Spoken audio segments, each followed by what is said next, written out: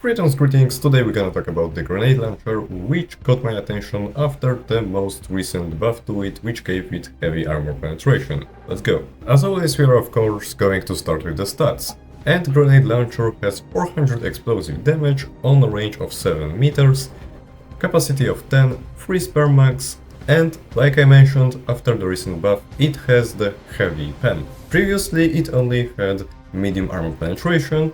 Doesn't mean it was bad, but heavy pen is quite welcome.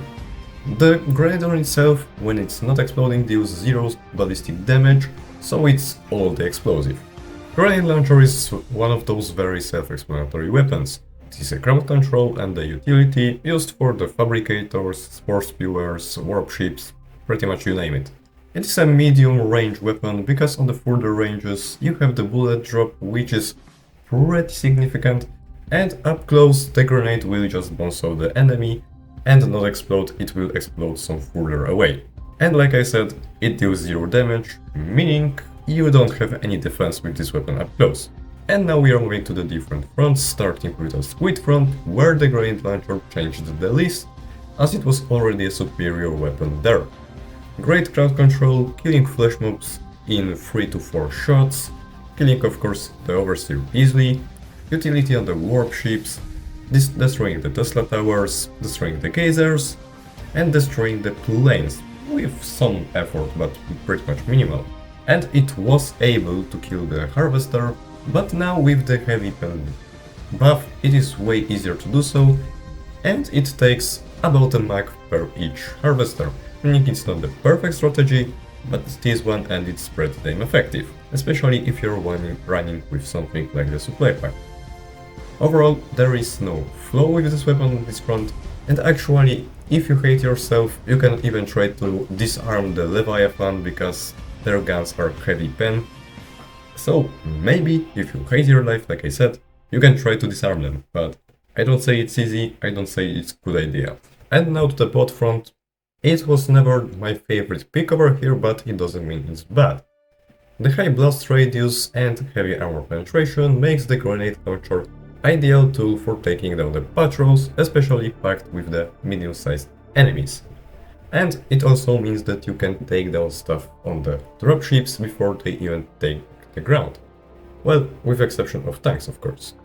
It takes about half a mag for the Hulk and almost the whole mag for the War Striders and tanks to kill them. I didn't test the buffed grenade launcher on the Factory Striders, as I was running on the line Toria, where we have the cyborgs and Vox engines, and Vox engines are explosive resistant. And like I said, outside of the testing, I don't really use the grenade launcher on this front. But since we are on the topic of the cyborgs can be a troublesome sub-faction for the grenade launcher on this front, as we have the radicals there which will rush you down, and we already said that the grenade launcher either kills you or does absolutely nothing up close. And of course, the utility roll keeps the same, but we usually roll with something heavier like the 380 or the Eagle, which destroy the fabricators, so it still is an option, but not really for the fabricators, I would say. I will say more often you will be using it for the mortars or anti-tank and anti-air emplacements. And lastly, we have the Terminate front, where I see the biggest improvement. Of course, just like on the Illuminate front, you have the crowd control, which is now even better with the heavy pen, so the scary hive guards are not that much of an issue, not like they ever was, of course. And the utility, not only the backhoes, but also the spore spewers, the shrieker nests, which both take about 7 bullets to take down, 7 grenades. And on the destroy eggs mission, because well, it's explosive and those eggs have like 1 HP, it's very easy to blow them all up with the grenade launcher.